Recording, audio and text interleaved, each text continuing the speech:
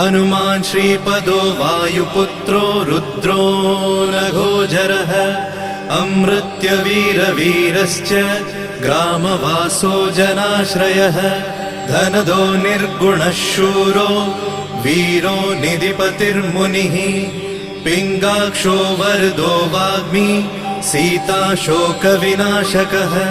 शिवः शर्वः व्यक्तो व्यक्तो धराधरः पिङ्गकेशः पिङ्गरोमा श्रुतिगम्यः सनातनः अनादिर्भगवान् देवो विश्वहेतुर्जनाश्रयः